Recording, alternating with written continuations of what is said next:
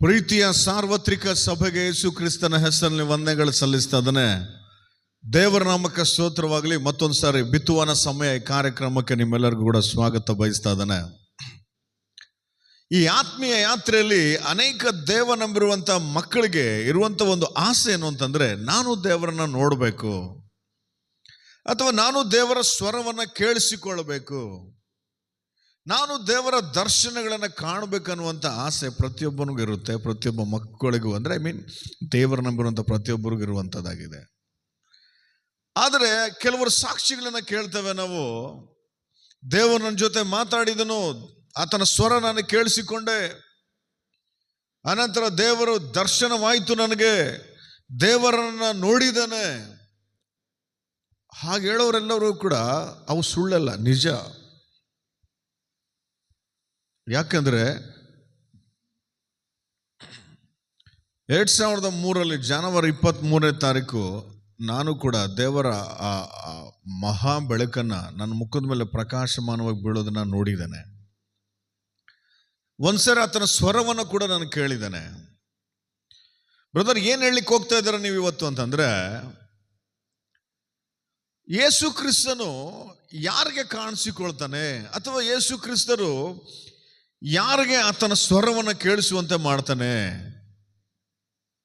ಬಹಳ ಜನ ಕ್ರೈಸ್ತರಲ್ಲಿ ಕೆಲವರು ಆತನ ನೋಡಿದವರಿದ್ದಾರೆ, ಆತನ ಕಂಡವರಿದ್ದಾರೆ, ಆತನ ಸ್ವರ ಕೇಳಿದವರಿದ್ದಾರೆ. ಇನ್ನು ಕೆಲವರು ನಮ್ಮಿಂದ ಸಾಧ್ಯವಾಗೋದಿಲ್ಲ ಅಂತೇಳಿ, ಇನ್ನು ಅನೇಕರು ಆತನ ದರ್ಶನಗಳಿಗಾಗಿ ಆಸೆಯಿಂದ ಕಾಯ್ತಾ ಕೂತವರಿದ್ದಾರೆ, ಇನ್ನೂ ಸಿಗಲಾರದೆ ಇರುವಂಥವ್ರು. ಅಂಥವ್ರಿಗಾಗಿ ದೇವರು ಇದನ್ನು ನಮ್ಮ ಜೊತೆಯಲ್ಲಿ ಮಾತಾಡ್ತಾರೆ. ಚೆನ್ನಾಗಿ ಕೇಳಿಸ್ಕೊಳ್ರಿ. ವೆರಿ ಫೆಮಿಲಿಯರ್ ಆಗಿರುವಂಥ ಒಂದು ಪ್ಯಾಸೇಜನ್ನು ಬೈಬಲಿಂದ ಓದ್ತಾನೆ. ದೇವರಾತ್ಮ ಸ್ಪಷ್ಟವಾಗಿ ಮಾತಾಡ್ತಾನೆ. ಚೆನ್ನಾಗಿ ಕೇಳಿಸಿಕೊಳ್ಳೋಣ. ಲೂಕನ ಸುವಾರ್ತೆ 19ನೇ ಅಧ್ಯಾಯ 1ನೇ ವಚನ. ಎಲ್ಲರಿಗೂ ಗೊತ್ತಿರುವಂಥ ವಾಕ್ಯ ಭಾಗ. ಲೂಕನ ಸುವಾರ್ತೆ 19ನೇ ಅಧ್ಯಾಯ 1ನೇ ವಚನ. ಆತನು ಯೆರಿಕೋ ಊರನ್ನು ದಾಟಿ ಹೋಗುತ್ತಿದ್ದನು. ಅಲ್ಲಿ ಜಕ್ಕಯ್ಯನೆಂಬ ಹೆಸರುಳ್ಳ ಒಬ್ಬ ಮನುಷ್ಯನಿದ್ದನು. ಅವನು ಸುಂಕದ ಗುತ್ತಿಗೆದಾರನು ಮತ್ತು ಐಶ್ವರ್ಯವಂತನು.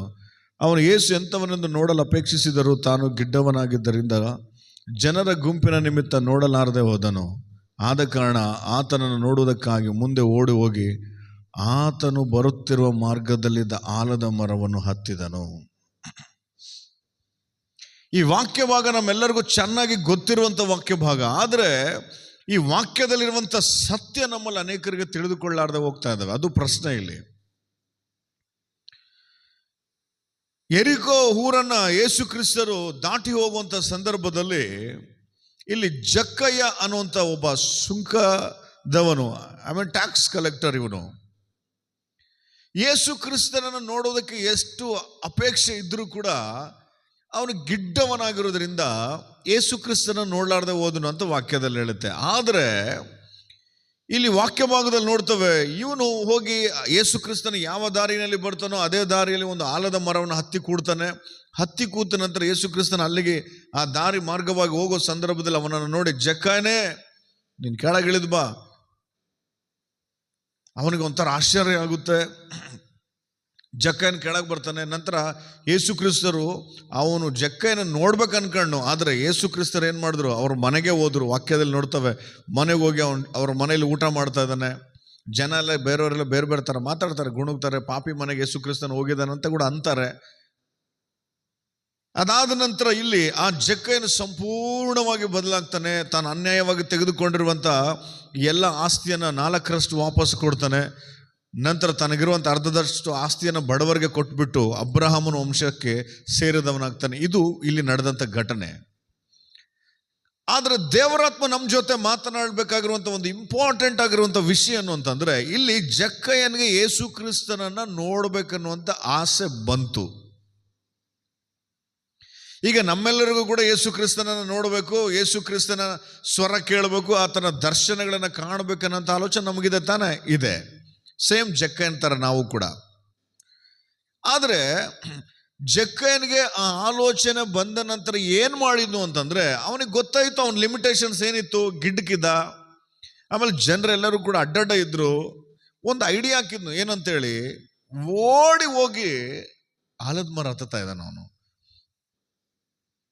ಯೇಸು ಕ್ರಿಸ್ತನನ್ನು ನೋಡುವುದಕ್ಕಾಗಿ. ಈ ವಾಕ್ಯವನ್ನು ಕೇಳುವ ಪ್ರೀತಿಯ ಸಹೋದರ ಸಹೋದರಿ, ನಿನ್ನ ಮನೋನೇತ್ರಗಳನ್ನು ದೇವರು ತೆರೀತಾ ಇದ್ದಾನೆ. ಚೆನ್ನಾಗಿ ಕೇಳಿಸಿಕೊಳ್ಳಿ. ಆ ಜಕ್ಕಯ್ಯನಿಗಿರುವಂಥ ಒಂದು ಆಸೆ ಏನು ಅಂತಂದ್ರೆ, ಅವನು ಓಡಿ ಹೋಗಿ ಆಲದ ಮರ ಹತ್ತುತ್ತಾ ಇದ್ದಾನೆ ತಾನೆ. ಅವನು ಓಡೋ ಸಮಯದಲ್ಲಿ ಕೆಲವು ಘಟನೆಗಳು ನಡೆದಿರ್ತವೆ. ಇಲ್ಲಿ ಏನು, ಜನರೆಲ್ಲರೂ ಕೂಡ ಇವನು ಇದೇ ಮಾರ್ಗವಾಗಿ ಟ್ಯಾಕ್ಸ್ ಕಲೆಕ್ಟ್ ಮಾಡಕ್ಕೆ ಬರುವಂಥ ಟ್ಯಾಕ್ಸ್ ಕಲೆಕ್ಟರ್ ತಾನೆ, ಇವನು ಯಾಕೆ ಇವತ್ತು ಓಡ್ತಾ ಇದ್ದಾನೆ? ಜನಗಳು ಕೇಳಿರ್ಬೋದು ಅವನನ್ನು, ಯಾಕೆ ಓಡ್ತಾ ಇದೆಯಾ ಜಕ್ಕಯ್ಯ? ನಾನು ಯೇಸುವನ್ನ ನೋಡ್ಬೇಕಂತಿದ್ದಾನೆ. ಏನ್ ಮಾಡ್ತೀಯ? ನಾನು ಗಿಡ ಹತ್ತಿ ಕೂಡ್ಬೇಕಂತಿದ್ದಾನೆ. ಸೊ ಇಲ್ಲಿ ಈ ಜಕ್ಕಯ್ಯನ ಕ್ರಿಯೆಗಳು ಏನನ್ನ ತೋರಿಸ್ತವೆ ನಮಗೆ ಅಂತಂದ್ರೆ, ಜಕ್ಕಯ್ಯನು ಯೇಸು ಕ್ರಿಸ್ತನನ್ನ ನೋಡ್ಬೇಕಂತ ಅಂದುಕೊಂಡವನಲ್ಲ ಇವನು. ಚೆನ್ನಾಗಿ ಕೇಳಿಸ್ಕೊಳ್ಳಿ, ಯೇಸು ಕ್ರಿಸ್ತನನ್ನ ನಾನು ನೋಡಬೇಕು ಅಂತ ಅಂದುಕೊಂಡವನಲ್ಲ ಇವನು. ಇವನು ನೋಡಲೇಬೇಕಂತ ಅಂದುಕೊಂಡವನು ಇವನು. ಹಲ್ಲೆಲೂಯ. ನೋಡ್ಬೇಕು, ಆತನ ಸ್ವರ ಕೇಳಬೇಕು, ಆತನ ನನ್ನ ಜೊತೆಲಿ ಮಾತನಾಡಬೇಕು, ದರ್ಶನಗಳು ನನಗೆ ಆಗಬೇಕು ಅಂತ ಅಂದುಕೊಳ್ಳೋರು ಬೇರೆ, ನನಗೆ ಆತನ ದರ್ಶನ ಆಗಲೇಬೇಕು, ಆತನ ನಾನು ನೋಡಲೇಬೇಕು, ಆತನ ಸ್ವರವನ್ನ ಕೇಳಲೇಬೇಕು ಅಂತೇಳಿ ಹಠದಿಂದ ಅಪೇಕ್ಷಿಸೋರು ಬೇರೆ. ಇಲ್ಲಿ ಜಕ್ಕಯ್ಯನು ಎರಡನೇ ಕ್ಯಾಟಗರಿಗೆ ಬೀಳ್ತಾನವನು. ಯಾಕಂದ್ರೆ ನೀವು ಕೇಳ್ಬೋದು, ಹೆಂಗೆ ಬ್ರದರ್ ನೀವು ಹೆಂಗೆ ಹೇಳ್ತೀರಿ? ಯಾಕಂದ್ರೆ ಜಕ್ಕಯ್ಯನಿಗೆ ಯಾವಾಗ ನೋಡ್ಬೇಕನ್ನುವಂಥ ಆಲೋಚನೆ ಬಂತೋ ಸುಮ್ಮನೆ ಕೂಡಲಿಲ್ಲ ಅವನು.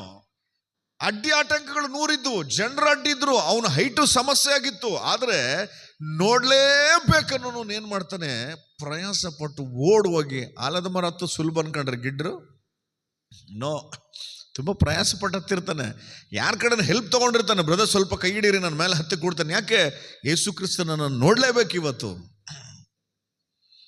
ಇವನು ಯೇಸು ಕ್ರಿಸ್ತನನ್ನ ನೋಡ್ಲೇಬೇಕು ಅನ್ನುವಂಥ ಒಂದೇ ಒಂದು ಹಠ ಇರೋದಕ್ಕಾಗಿನೇ ಇವನು ಓಡಿದನು.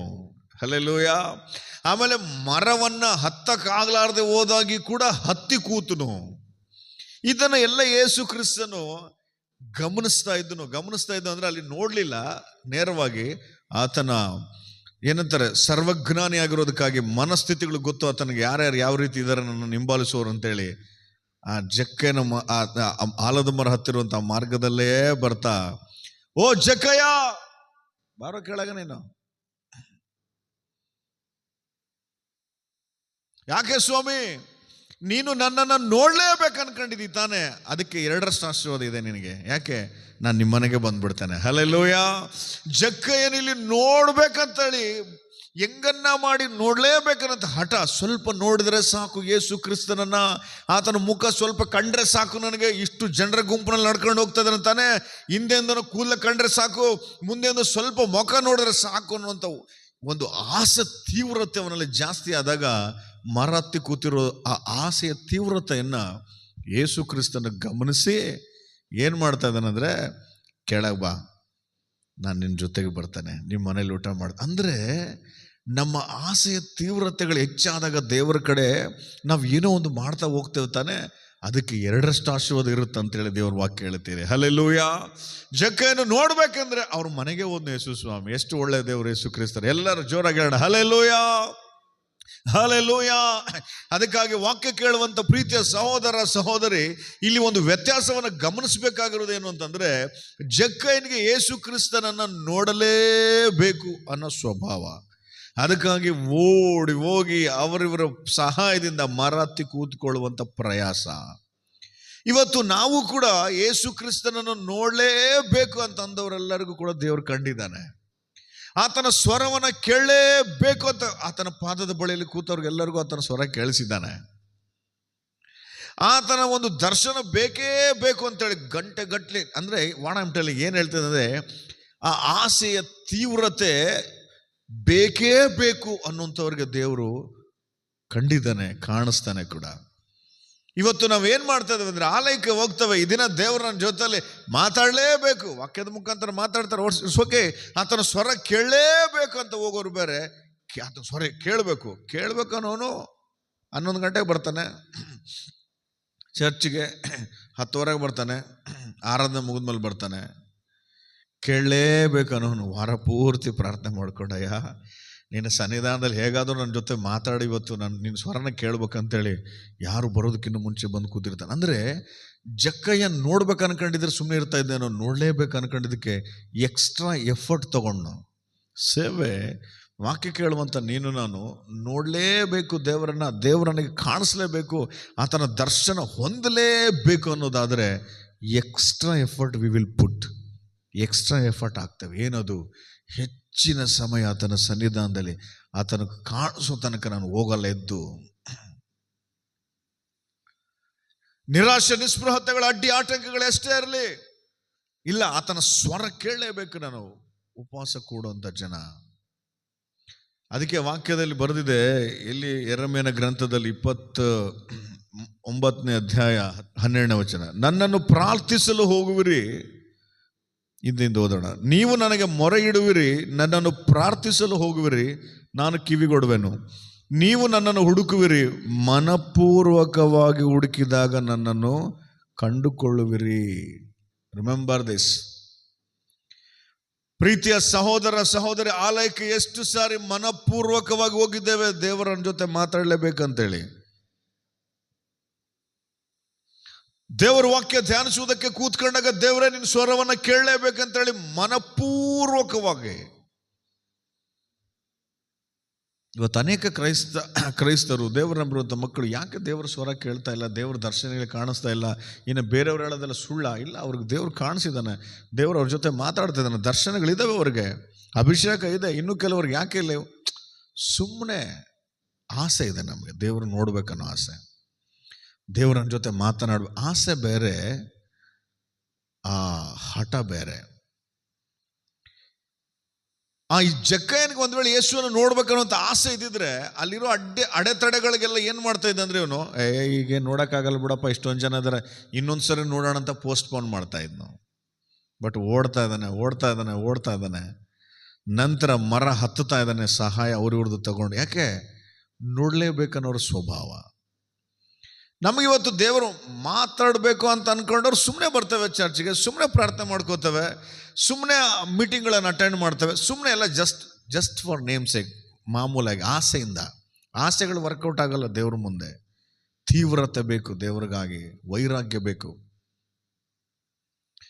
ಯಾಕೆ? ಜಕ್ಕಯ್ಯನಿಗೆ ದೇವರು ಕಾಣಿಸೋದು ಮಾತ್ರವಲ್ಲದೆ ಅವನ ಜೊತೆಯಲ್ಲಿ ಮಾತನಾಡಿ, ಅವನನ್ನು ಕೆಳಗಿಳಿಯುವಂತೆ ಮಾಡಿ, ಅವನ ಮನೆಗೆ ಹೋಗಿ ಅವನ ಮನೆಯಲ್ಲಿ ಊಟ ಮಾಡಿ, ಅವನ ಜೀವಿತವನ್ನು ಬದಲಾಯಿಸಿ ಅವನನ್ನು ಅಬ್ರಹಾಮನ ವಂಶಸ್ಥನಾಗಿ ಮಾಡಿದ್ದು. ಯಾಕೆ ಅಂದರೆ ಅವನಲ್ಲಿ ದೇವರನ್ನ ನೋಡಲೇಬೇಕನ್ನುವಂಥ ತೀವ್ರತೆ. ಅನೇಕ ದೇವ ಮಕ್ಕಳು, ಪ್ರತ್ಯೇಕವಾಗಿ ಯವನಸ್ಥರು, ಒಂದು ಸಾರಿ ನೀವು ದೇವರ ಸನ್ನಿಧಾನದಲ್ಲಿ ಆತನನ್ನು ನಾನು ನೋಡಲೇಬೇಕು, ಆತ ನನಗೆ ಕಾಣಿಸ್ಲೇಬೇಕು, ಆತನ ಸ್ವರ ಕೇಳಲೇಬೇಕು, ಆತ ನನ್ನ ಜೊತೆ ಮಾತನಾಡಲೇಬೇಕಂತ ಒಂದು ಸರಿ ಎನ್ಕೌಂಟರ್ ಆದರೆ, ಇಲ್ಲಿ ಹೇಗೆ ತಾನೇ ಜಕ್ಕಯ್ಯನ ಜೀವಿತ ಎಂಟೈರ್ ಚೇಂಜ್ ಆಗಿ ಅವನ ಅನ್ಯಾಯ ಜೀವಿತ ಹೋಯ್ತು, ಪಾಪದ ಜೀವಿತ ಹೋಯ್ತು.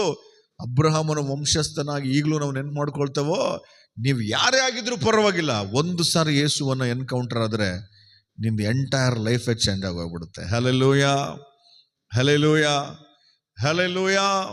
ಅದಕ್ಕಾಗಿ ದೇವರ ಸನ್ನಿಧಾನದಲ್ಲಿ ನಮಗೆ ಬೇಕಾಗಿರುವುದೇನಂತಂದ್ರೆ ಆತನನ್ನು ನೋಡಲೇಬೇಕನ್ನುವಂಥ ತೀವ್ರತೆಯ ಮನಸ್ಸು, ವೈರಾಗ್ಯದ ಮನಸ್ಸು.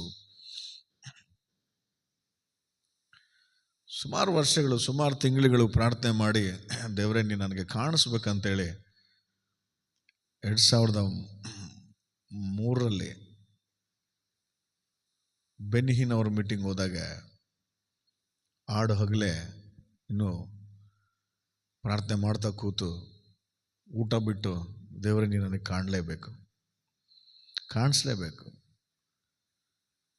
ಪ್ರಾರ್ಥನೆ ಮಾಡಿಕೊಳ್ಳುವಾಗ ಆ ಪ್ರಾರ್ಥನೆಯಲ್ಲಿ ಇದೇ ಕಣ್ಣುಗಳಿಂದ, ಯಾವ ಕಣ್ಣುಗಳಿಂದ ಇವತ್ತು ನಿಮ್ಮನ್ನು ನೋಡ್ತಾ ಇದ್ದಾನೆ, ಇದೇ ಕಣ್ಣುಗಳಿಂದ ಕಣ್ಣು ಮುಚ್ಚಿದಾಗ ಆಕಾಶ 2 ಭಾಗವಾಗಿ ಒಂದು ದೊಡ್ಡ ಬೆಳಕು ನನ್ನ ಮುಖದ ಮೇಲೆ ಬೀಳೋದನ್ನು ನಾನು ನೋಡಿದ್ದೇನೆ. ಆ ಸ್ಥಳದಿಂದ 4 ಕಡೆ ಹಿಂದೆ ಎಗರು ಬಿದ್ದು ಚೇರುಗಳೆಲ್ಲ ಮುರಿದೋಗಿ ಒಂದು ನೂತನ ಅಭಿಷೇಕದಿಂದ ತುಂಬಿಸಲ್ಪಟ್ಟವನಾಗಿ ಹಿಂತಿರುಗಿ ಮನೆಗೆ ಬಂದಿರುವಂಥ ಅನುಭವ ನನಗಿದೆ. ವಾಟ್ ಐ ಆಮ್ ಟೆಲ್ಲಿಂಗ್, ತೀವ್ರತೆ. ನಾನು ಯೇಸು ಜೀವಿಸುವ ದೇವರು, ಆತನು ಖಂಡಿತ ನಮ್ಮ ಜೊತೆಯಲ್ಲಿ ಮಾತಾಡ್ತಾನೆ, ಆತನು ಕಾಣಿಸ್ತಾನೆ. ಆದರೆ ಜಕ್ಕಯ್ಯನಲ್ಲಿರುವಂಥ ಒಂದು ನೋಡಲೇಬೇಕನ್ನುವಂಥ ಮನಸ್ಸಿದೆನಾ? ನಿನಗೆ ನೋಡಲೇಬೇಕನ್ನುವಂಥ ಮನಸ್ಸಿದ್ರೆ ಏನು ಮಾಡ್ತೀವಿ ಗೊತ್ತಾ?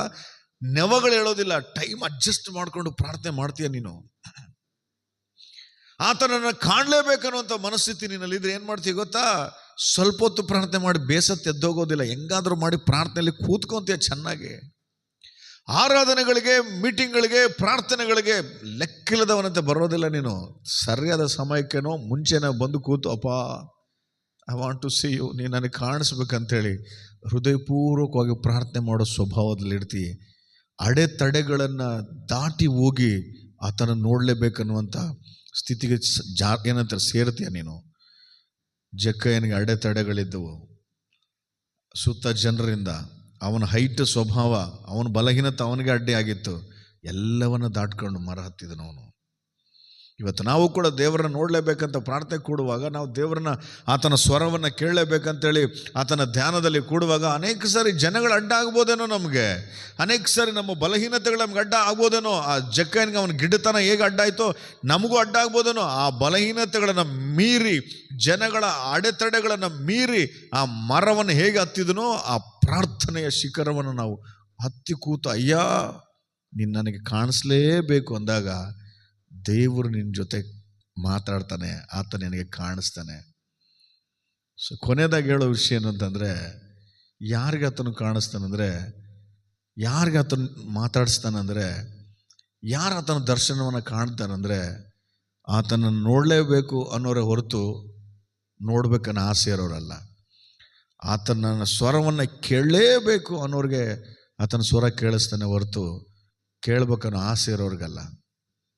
ಅದಕ್ಕಾಗಿ ನಮ್ಮ ಆಸೆಯನ್ನು ದೇವರ ಜೊತೆಯಲ್ಲಿ ಆ ಸಹವಾಸದಲ್ಲಿದ್ದು ಆತನನ್ನು ಕಾಣುವಂಥ ಆ ಆಸೆ ತೀವ್ರತೆಯನ್ನು ಹೆಚ್ಚಿಸಿಕೊಂಡು ಮನಪೂರ್ವಕವಾಗಿ ಆತನ ಪಾದದ ಬಳಿಯಲ್ಲಿ ಕೂತುಕೊಳ್ಳೋಣ. ನಮ್ಮ ಜೀವಿತದ ಚರಿತ್ರೆಗಳ ಬದಲಾಗ್ತವೆ, ಜಕ್ಕಯ್ಯನ ಜೀವನ ಬದಲಾದಾಗೆ. ಅಂಥ ಕೃಪೆ ಎಲ್ಲ ಯವನಸ್ಥ ಮಕ್ಕಳಿಗೆ, ಸಾರ್ವತ್ರಿಕ ಸಭೆಗೆ ದೇವರು ಅನುಗ್ರಹಿಸಲಿ. God bless you.